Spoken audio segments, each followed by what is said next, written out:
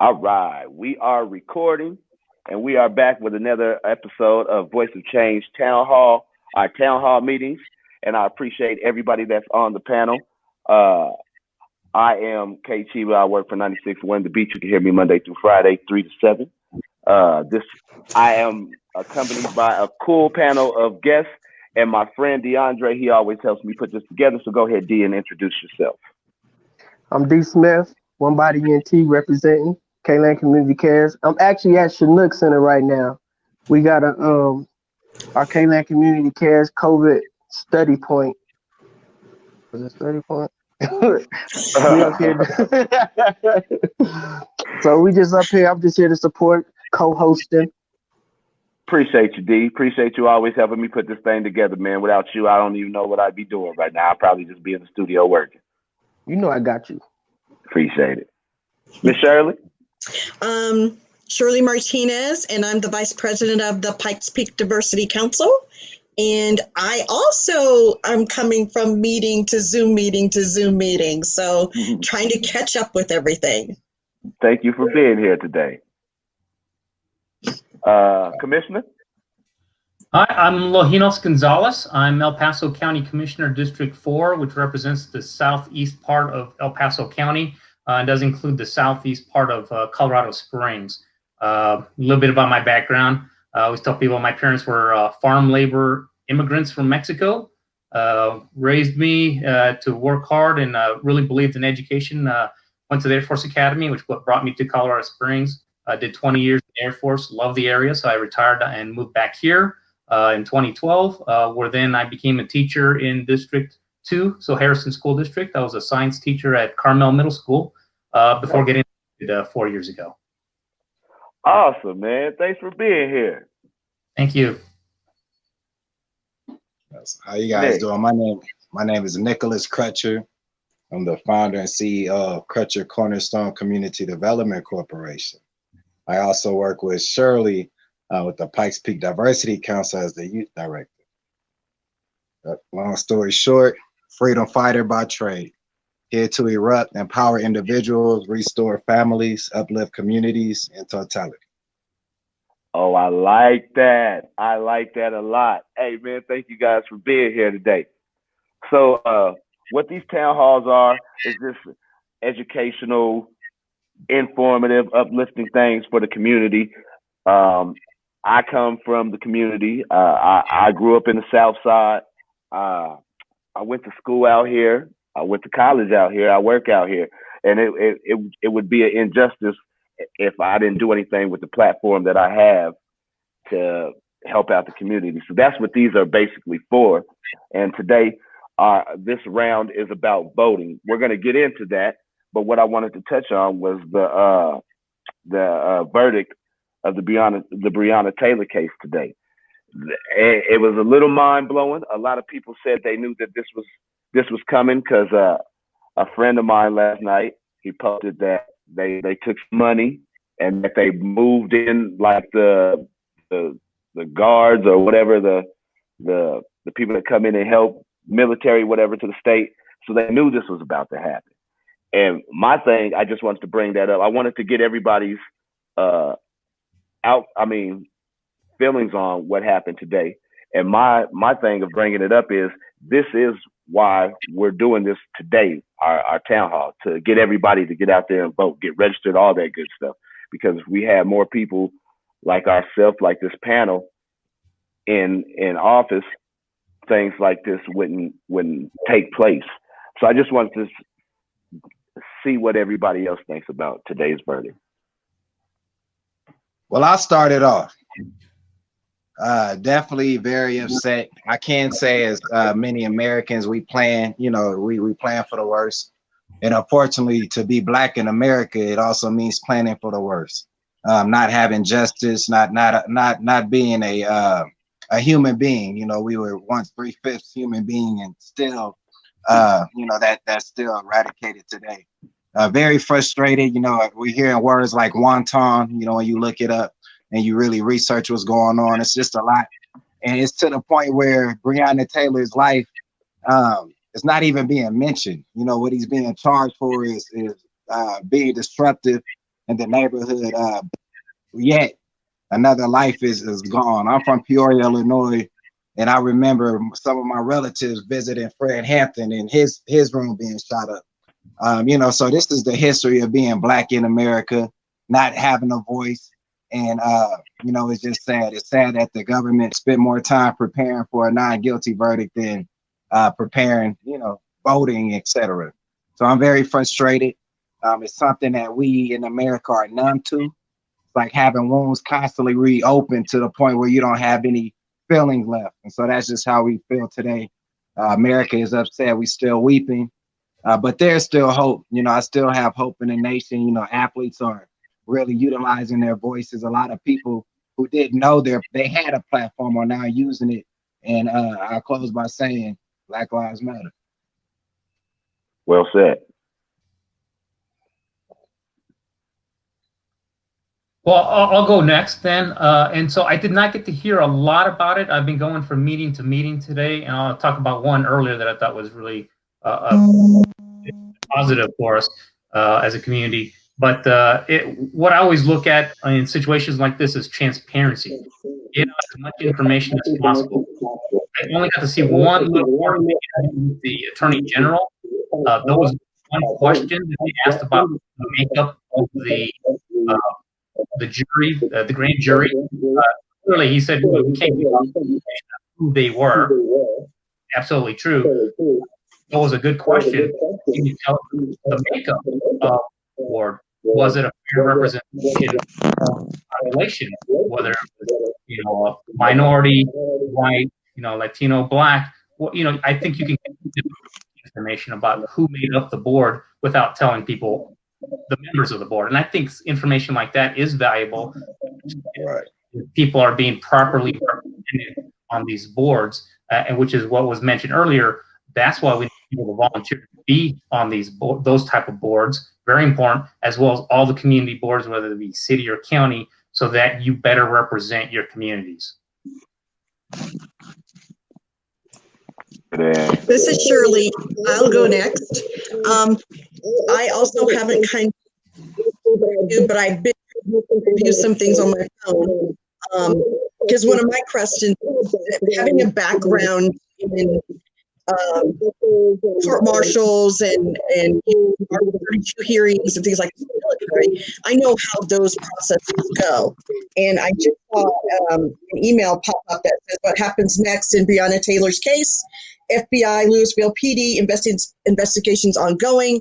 So from my perspective, knowing, and I've been in that type of a role in a job for the military, behind the scenes, there's other things that are going on. But again, I agree with Nicholas, and you know, there has to be some transparency. This grand jury that they selected. So who was on the grand jury? Why did they select those areas or those allegations to find that person guilty of? And of course, you still have to have the trial. You still have to have all of that. So there's additional things that may come out. But again, we need to be in those seats on those boards to be able to affect change and to be able to have a voice. And so that means we, the people, need to start helping and training each other to step up and take those slots or those areas. And that doesn't mean you have to have a law degree. That doesn't mean you have to have any of those things. You just need to be able to be in a place where you can be unbiased and make decisions, you know, with the facts that you're presented, and to ask qualifying questions about what is happening. And again, we don't know what's going to happen tonight down there, but of course, you know, we've been hearing that, you know, they're doing this, they're doing that, they're bringing in this, they're setting up concrete walls, they're doing all these things. So we already knew it was going to be something we were not going to like, appreciate, or feel that the whole process had been vetted appropriately. That's my 2 cents. My thought on it is, I agree with everything you guys are saying, but I don't think there's ever going to be any change until people are held accountable for their actions. And if they don't have nothing to think about, they're going to continue to do it. So for the ones that are doing wrong, they get held accountable and get treated like everybody else that does wrong.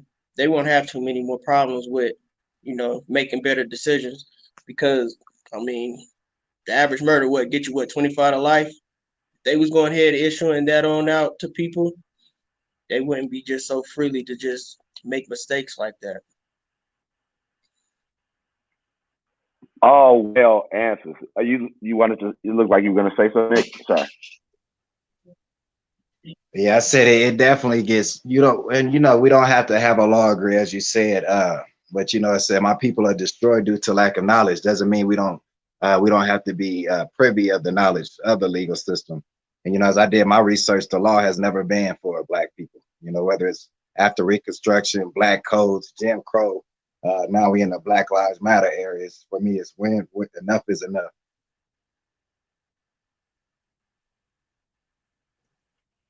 Well, and so I did a study, and I was a Black History Month speaker several years ago for Fort Carson, and I spoke about Medgar Evers.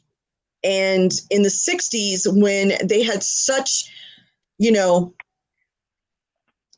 such just inappropriateness in how our soldiers, sailors, and airmen were being treated when they came back from war during that time. They rallied around with the experience and the knowledge that they had, and they formed a lot of these NAACPs that I'm thinking we need to start helping and rebuilding our ACLUs, our NAACPs with people that can help move the cause, the charge, because in most places, people will listen when you have individuals in groups that are focused, strategic, goal, with a purpose, like Nicholas said, with an objective of what we're wanting and what we see and what we know we need to change. And so I did, and I actually had a chance to talk to Medgar Evers' wife when she came to Colorado Springs 2 years ago. And I spoke to her about that. And she said, what helped them was pulling together and really working together for, the type of leadership in the Black and brown communities that are needed, and that we need to start building that same type of community, because our Al Sharptons are getting old. They're all getting older. And so we need to start building up our new leaders, and we need to start helping each other. And so she was really, I just felt like she just really explained it so simply that we may not have all the tools, but collectively, we should be able to pull it together and start building leaders that are going to be taking the places of the Al Sharptons, that's going to be going to, help out in the Breonna Taylor cases and things like that. I really feel, from my experience and understanding that, and growing up and being around my great aunts and stuff in Georgia back in the 60s, that we're going to have to get back to a place where, like Nicholas said, we can all research, we can all understand this. We've got organizational skills, and we've got people. Now we need to gather our people together and really start focusing on where do we need them, what roles do we need them in.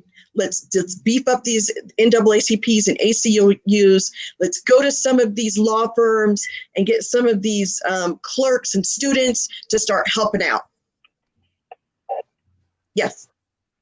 And I think one of the things Shirley keyed up there that I want to highlight again was that being strategic. Because what we've seen in the last year, locally and across the country, we see despair, we see anger. What you need is to focus on what change are you looking at. So locally, one of the things that I think everybody wants is more transparency and data, making sure that we know what's going on with law enforcement.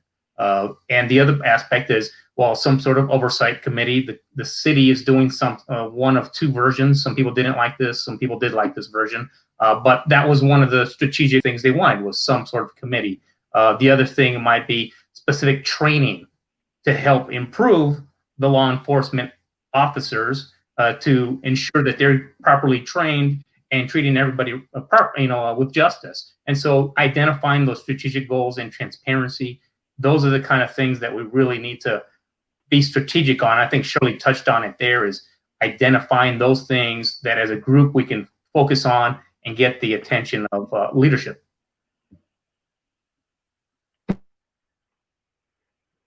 This I just want to say this is all educational for me. So if you see me looking down, I'm taking notes. I just want you guys to know that I'm taking notes. So everybody here on the panel is doing something individually. Can you go ahead and let the people know what you're doing as of right now to, I guess you could say, help the vote, help the movement? Like everybody is doing something collectively in their own space. What are you guys doing? Oh, can I go? Sure, Miss Shirley. This is Shirley. I am on a group with the Colorado Springs Business Journal. It's a project group. It's a bunch of us that are together that are talking about why vote. We've been doing poems. We've been doing videos on Exercise Your Vote. We've actually got these little clips that you put on your bicycle when you're riding it that says exercise your vote, and they glow in the dark. So we've been doing a lot to get mail outs in and tell people about voting and where they can vote. And there's going to be on October 8th from 5 to 7, the 10 reasons why we should vote. And it's going to be the Hillside Switchbacks for a night of sharing. And so we're going to continue to do this. We're going to continue to have videos that we're sending out. And if you guys have videos on why we should vote, then get them together, because what we're trying to do is bring it back to we the people. And one of the things that we did at the rally for MLK that we had on the 28th of August in bringing in Martin Luther King Jr.'s nephew, Isaac, was we came up with the hashtag voting is power. Because voting is power. The power is in our hands. And what we choose to do with it, as I talked to some of my friends and stuff, I said, don't come back and tell me when you're dissatisfied with something that's going on, because you didn't vote. So, if you didn't vote and this is what happened, you're accepting that. The other thing is, we're also saying, don't stop at just a presidential election. We also have senators and congressmen that are going up for re-election into their spots. So there is that as well, because we know what they decide in your state capital is for your state. And so if you want changes in your state, you need to be looking at that as well. So it doesn't just stop with a presidential election. It's also all that other stuff. And you got a booklet in the mail, should have gotten a booklet in the mail Friday or Saturday about some of the things that are on the ballot. So if you don't know about it, Colorado Springs Business Journal has a site that tells you about where you can go vote at, where how you put in your mail-in vote. There's got a lot of information, and we are actively out there getting things done. That is so awesome, Miss Shirley. I was going to bring that up, and you already brought it up. Thank you very much. You are awesome.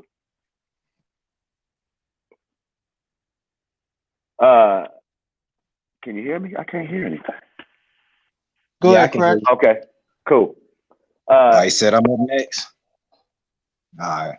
Well, definitely, I'm working with legends and leaders in the community like Miss Shirley Martinez. Whatever I can do, it starts with giving back. It starts with learning. I think there's a huge disconnect with the knowledge that's out there, and definitely with the youth not having access to it.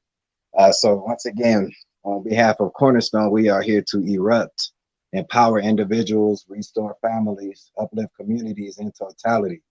Catch us the first Saturday. We'll be doing a 6-week pilot program, a 6-week Saturday school. We're working with young people from the ages of 4 years old to 18 years old.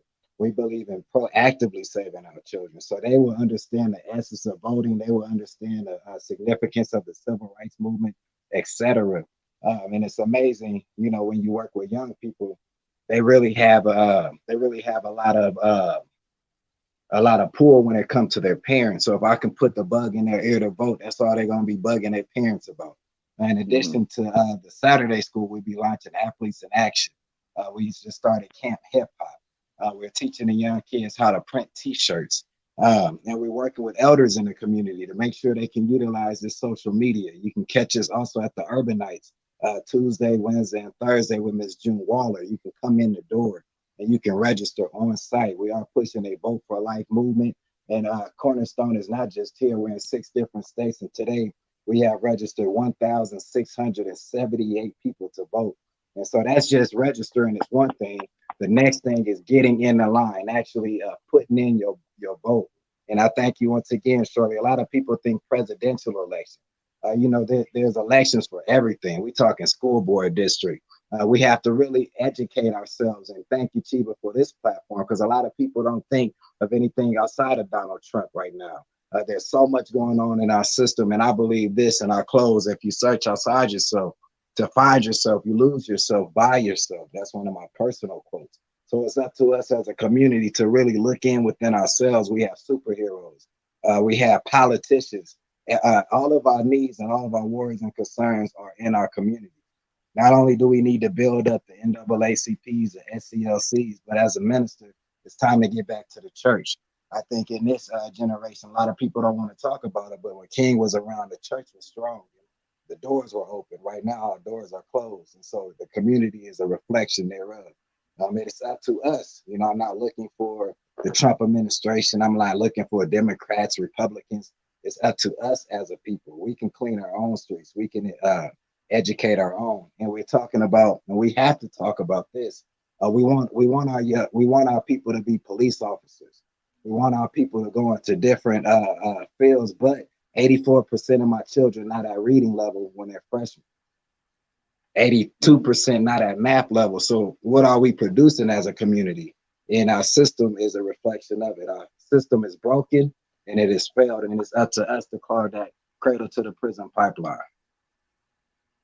I just want to say that's one of the things that I always tell people too. Like if we had people like police officers, firemen, and things that look like me, or like people like how people look up the community look up to me like super cool. But if I was an officer and we had people of that same stature, that's what we need to get to. You guys are giving me goosebumps. Right. You guys are giving me goosebumps with these words, man. I appreciate y'all being here, man. This is good stuff. And absolutely. And again, Commissioner Gonzalez here,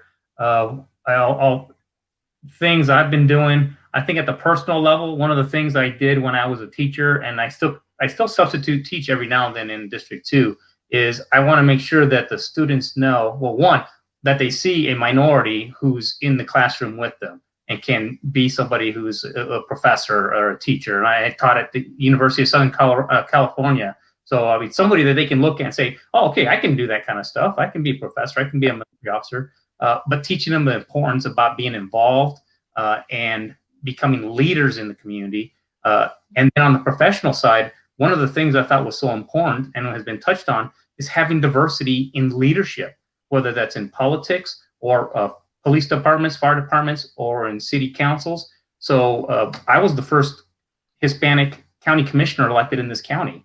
And so people seeing that and having a voice for the community, and I live in Southeast Colorado Springs, even though I represent the whole county that I live in. I actually do live in the southeast part of Colorado Springs, and I taught in the district.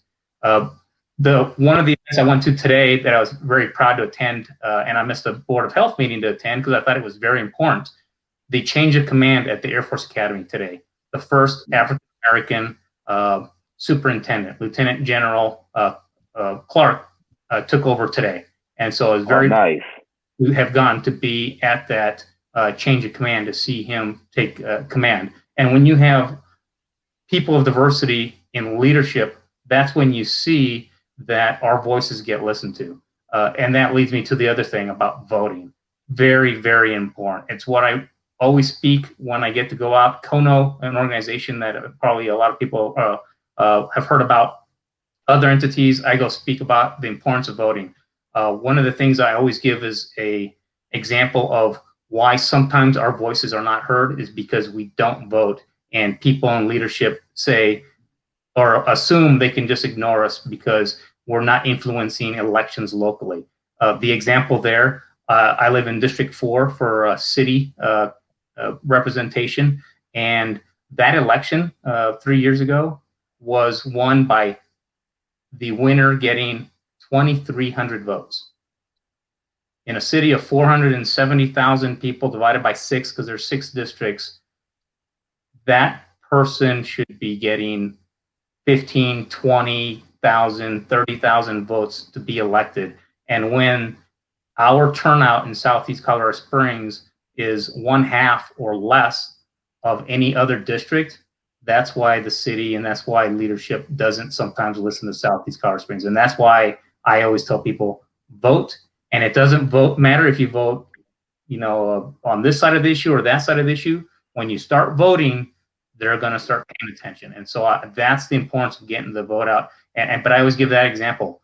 One of the city council members, you can get elected with 3,000 votes, can get you elected in Southeast. And that should be, people should feel guilty. It should be much, much harder. We should come out, vote, and then they'll start listening to us in much more greater numbers at the leadership level of the city and at the county. We want to make sure that everybody's represented, and that's why I encourage people to participate, become leaders, and become members on these commissions and boards. My mom was a teacher for 29 years. Big ups to teachers. Teachers should get paid like doctors. Real talk. That's how valuable teachers are. I mean that. Yeah. D? Man, I can't follow up all that. Hey, that's a lot of. Hey, they was talking real cool stuff. D, come on now. Man, well, what we doing right now, One Body ENT, we just got the study program going right now. We do it Monday, Wednesdays, and Fridays, and alternate Saturday and Sunday. And so we're doing that right now. That's actually where I'm at right now at the Chinook Center. They allowed us to use their space.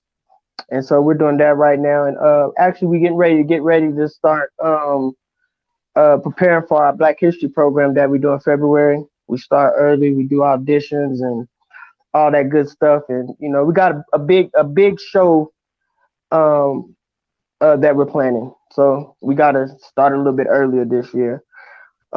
Outside of that, I feel like my role is just to help you out and to reach out to people that I know in the community and that you know in the community. When we need them to get out this information. Excuse me, y'all. My phone keeps ringing. You're an important guy, D. Yeah, and so that's my role, is to reach out to people and to help them get this out to the community. Yeah, your mic went out just a little bit. Can you hear me now? There you go. That was it.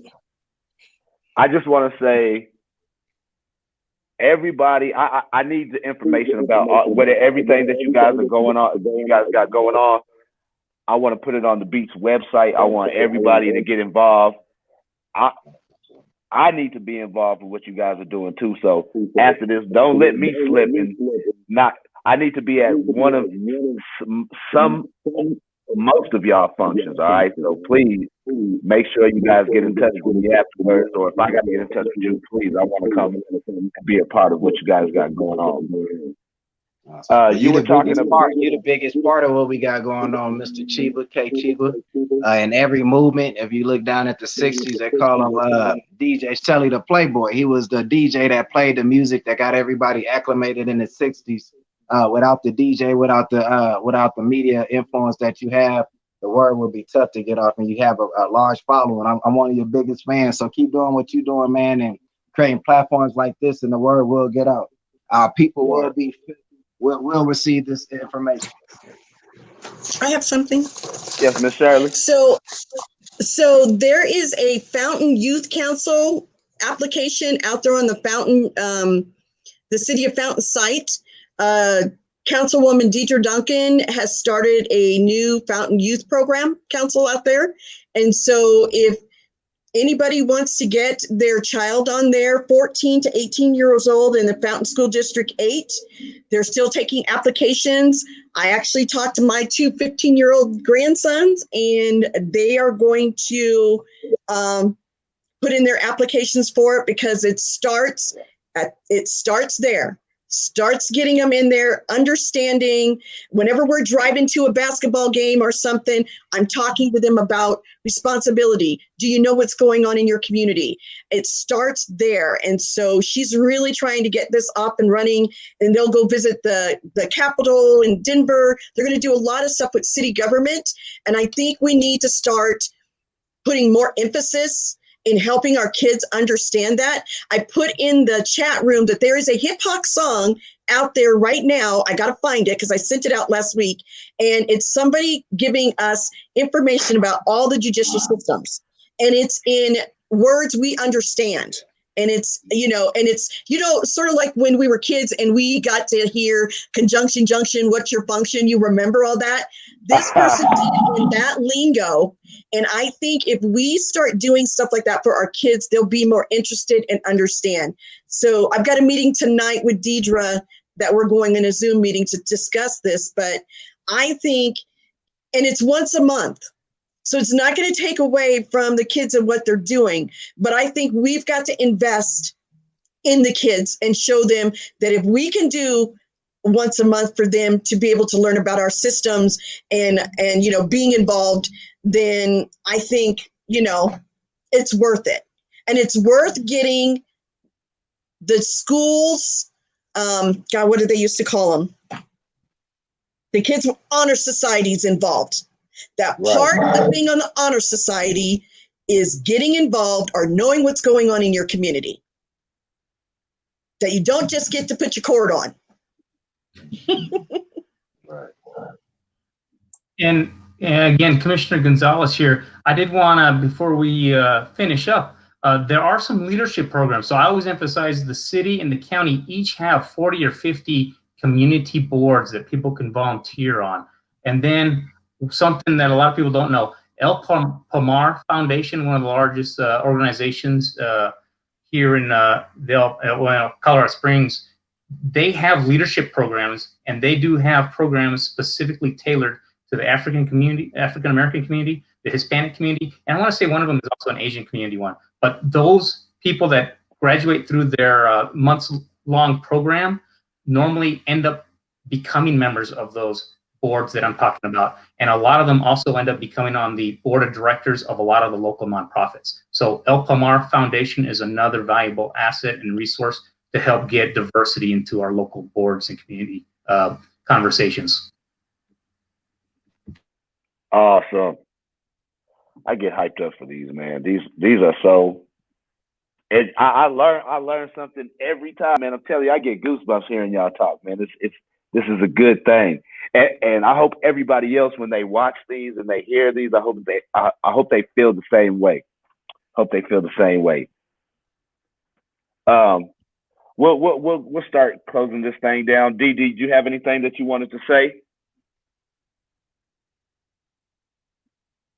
Are you on mute? Yep, you're muted.